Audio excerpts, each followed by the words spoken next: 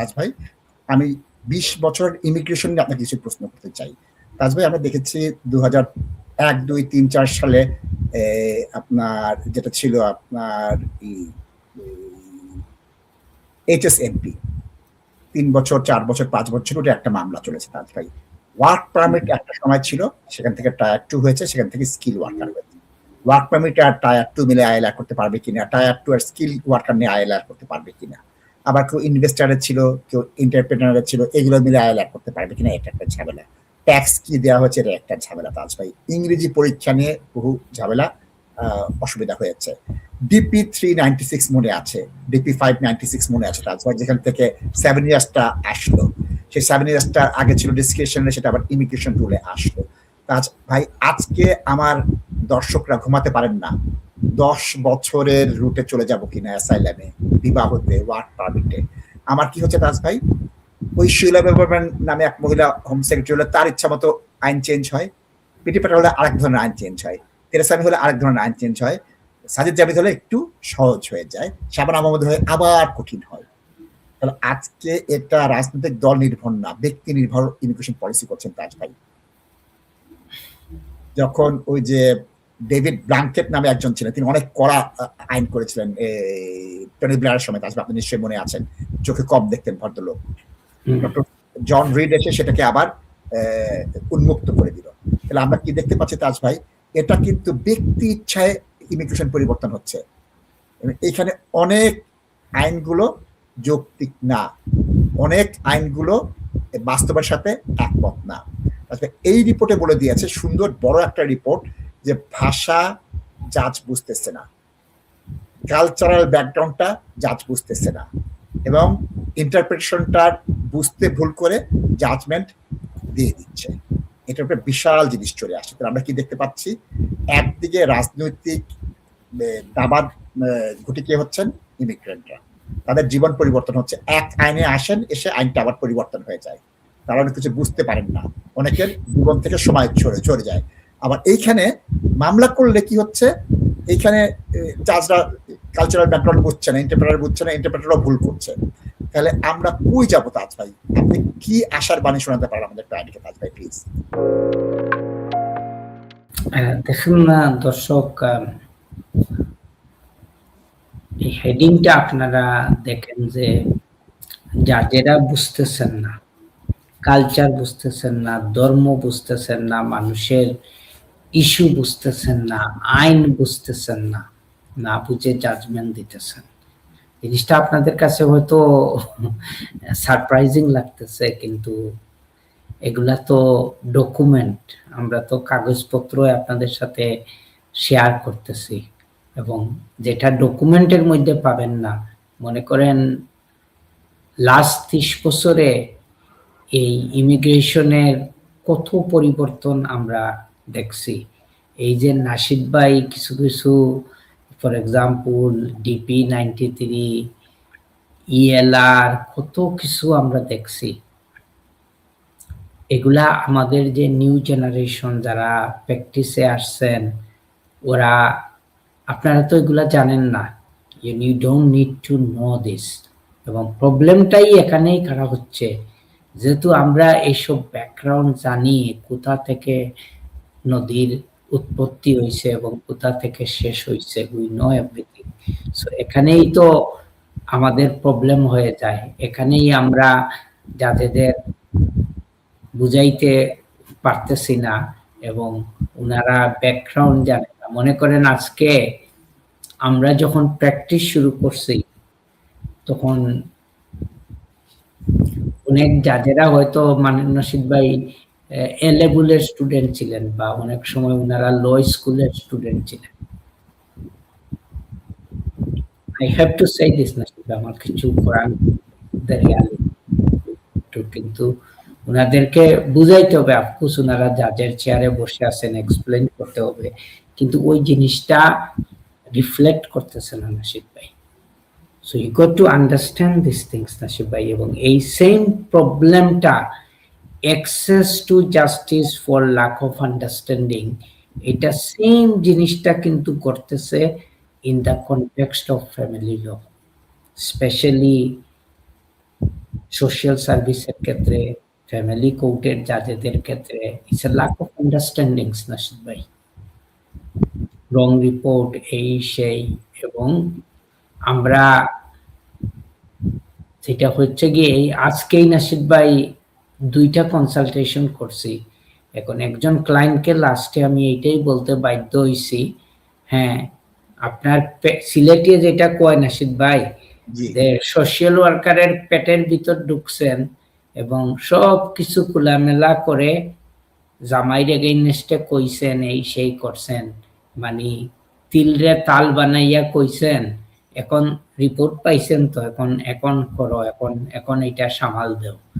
মস্ত বড় ভুল হয়ে গেছে ভাই, এটা কি করছি আর এটা কি করলো।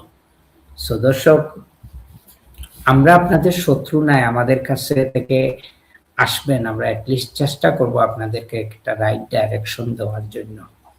একটু মিনিট আপনাকে দেখাই, আপনি যেটা বলেছেন এই যে সিপিএন এর কথা বলা হচ্ছে, এই সিপিএন এর ঝামেলায় অনেক মামলা অসুবিধা খারাপ হয় এবং ইনকনসিস্টেন্ট যে country related information home office দিচ্ছে, আপনার কথাটাই কিন্তু এখানে আবার প্রতিদ্বন্দ্বিতা হয়েছে। তাজ ভাই আপনি বলেন please.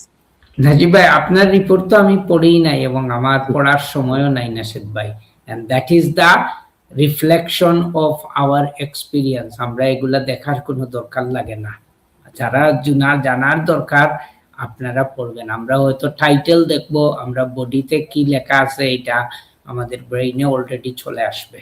So we know what to say. So দর্শক, এটার এন্ড কোথায় উই ডু নট নো। এই ইমিগ্রেশন এবং ইমিগ্রান্টস এই পুরোটাই কিন্তু পলিটিশিয়ানরা ড্যামেজ করে দিছে এবং আজকে ইমিগ্রেশন হয়ে গেছে ইউকের পলিটিক্সের একটা part. Hopefully we will have a fresh start.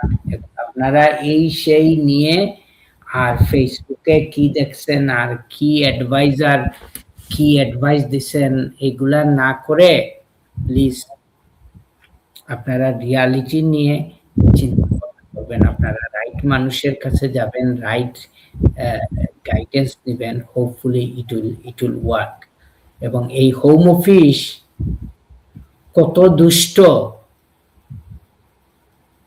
এই জিনিসটা আপনারা রিফ্লেক্ট করে, যে মনে করেন আপনারা যদি দেখেন যে যেটা আমি আর্লিয়ার বলছি যে ডিসেম্বর 2024 এর পর থেকে বাংলাদেশের কোনো পলিটিক্যাল সিপিন ওরা আপডেট করে নাই। আরেকটা কেস ওরা ইউজ করে, যেটা কেস অফ এমইউ, যেটা কোর্ট অফ আপিল থেকে ডিসাইড করা হয়েছিল I think July 2025, which was clearly wrong decision. এবং এখনো আমি বলতেছি কোর্টের প্রতি সম্মান রেখে it was wrong decision. Somebody do need to stand up, challenge this decision and explain why it is wrong. এখানে একটা উদাহরণ দিয়ে আমি শেষ দিকে আসতেছি। না আপনাকে আমি একটা জিনিস বলি, এই সিপিন কান্ট্রি ইনফরমেশন রিপোর্ট আপনারা আওয়ামী লীগের সময় ছিল 2020 একটা সিপিন ছিল, তারপরে 2023 সিপিন ছিল, তো ওখানে অনেক কিছু আপনারা বলছেন। তো ওই সিপিন গুলা was incorrect in a sense nasheed ভাই, after the fall of the Awami League December 2024 এ আপনারা কিন্তু বলতেছেন এগুলা সব রং ছিল। এবং আমি ব্লেম দিব না নাশিদ ভাই, কারণ এই সিপিন গুলা অ্যাভেলেবল ইনফরমেশনের উপর দেওয়া হয় এবং এগুলা যেসব সো কল্ড এক্সপার্ট যারা এই জিনিসগুলা অ্যাসেস করে অ্যাপ্রুভ করে, they lack knowledge নাশিদ ভাই। I have to say this, they lack knowledge. এখন একজন যদি বাংলাদেশ সম্পর্কে যদি অভিজ্ঞতা না থাকে নাশিদ ভাই, এবং তার মতামত দিয়ে কি হবে নাশিদ ভাই? যেরকম এটা হচ্ছে কালচারাল ডিফারেন্স। আপনাকে যদি আমি 3টা নাম বলি, একটা ফুলতলি, একটা হাটহাজারী, একটা চরমোনাই, একটা শর্ষিনা, আপনি বুঝবেন যে এগুলা কি বিশ্ববিদ্যালয়, এটা কি পীর সাহেবের জায়গা, এটা কি মাদ্রাসা, এটা আপনি বুঝতে পারবেন। আপনাকে যদি বলা হয় গুলশান, বনানী আর উত্তরা, আপনি বুঝতে পারবেন এই জিনিসটা কি। আপনাকে যদি বলে দেওয়া হয় ভোঙ্গামারি, চুয়াডাঙ্গা আর গাইবান্ধা, এটাও আপনি বুঝতে পারবেন তাজ ভাই। কিন্তু এই জিনিসগুলো তো জাজরা বুঝেন না, ওই কনটেক্সটটা বুঝবেন না। আজকে মৌলভীবাজার সদর, বিয়ানীবাজার যদি বলা হয় সেই জিনিসটা কি, ওখানে বাড়ির মূল্য কি, ওখানে আসলে কেন ফেরত যাবেন, আপনি যেটা বুঝবেন সেটা কি এই জাজরা বুঝবেন? ওই কনটেক্সটটা, ওই বিষয়টা এখানে তুলে ধরেছে যে একটা শব্দ দিয়ে কালচারাল কনটেক্সট যে জানে, রিলিজিয়াস কনটেক্সট যে জানে, তিনি যে বুঝবেন যে আজকে হাজার বললেও বুঝছেন না। না না, দিস ইজ ওয়াই নাশিদ ভাই প্রোগ্রামের বিগিনিং এ যখন আমার একজন দর্শক নিয়ে আসছিলেন এই 10,000 এর যে একটা স্টুপিড প্রপোজাল, আর আমি বলছিলাম যে আমি 1,000 মানুষের লিস্ট দিব যারা £500,000 করে ব্রিটিশ সরকারকে দিবে, তাদেরকে রেফিউজি স্টে দিয়ে দেব। সো যাদের কোনো আইডিয়া থাকবে, বা এখানে হয়তো আমার অনেক বাঙালি দর্শকও হয়তো স্ট্রাগল করতেছেন যে বাংলাদেশের মানুষের কাছে এই পরিমাণ টাকা আছে কিনা, যে £500,000 for many people in Bangladesh is peanut, nasheed ভাই, পিনাট। একেবারে অনুষ্ঠানের শেষ পর্যায়ে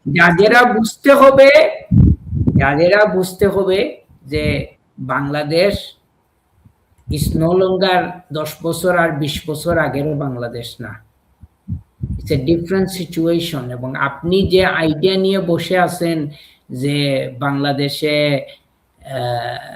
যে সব মানুষ ইকোনমিক রিজনে আসে, এখন আপনি বিশ্বনাথের একটা গ্রামের বাজারে একজন লোক ব্যবসা করে এবং আপনি ডিমান্ড করতেছেন যে আর ব্যাংকে কার্ডের ট্রানজাকশন থাকবে, তার ক্যাশ ডিপোজিট কেন হচ্ছে, এগুলার explanation. Bloody everything is cash transactions in Bangladesh. আপনি তো এই জিনিসটা বুঝতে হবে। মানুষ ব্যাংকে টাকা রাখে না বাংলাদেশে বর্তমানে, সব মানুষ ঘরে ক্যাশ টাকা রাখে, because of the banking system is in a very poor state in Bangladesh. তো ওইসব জিনিস কিভাবে বুঝাইব নাশিদ ভাই? এখন 70 বছরের মহিলা, সে তার ছেলের সাথে থাকে, মেয়ের সাথে থাকে, ওরা Luka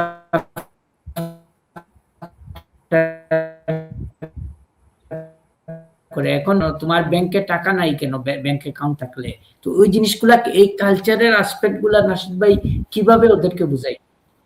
they do need to understand, এবং এগুলার সাফিসিয়েন্ট ট্রেনিং এর দরকার নাশিদ ভাই। শুধু চেয়ারে বসে থাকে ডিসিশন দিলে তো নাশিদ ভাই হবে না, আপনি তো ফিল্ডে যেতে হবে, মানুষকে বুঝতে হবে, মানুষের কালচার বুঝতে হবে। আজকে সোশ্যাল ওয়ার্কার বোঝা দরকার, একটা বাঙালি মা বাবা তার বাচ্চাকে কেন ডিসিপ্লিন করলো, শাসন করলো, এক্স্যাক্টলি কি ইস্যু হইছে, ওইটা তো না বুঝে আপনি বললেন যে এইটা করছো, দ্যাটস ইট, ফিনিশ। এটা করে একটা ফ্যামিলি আপনারা ধ্বংস করে দিচ্ছেন।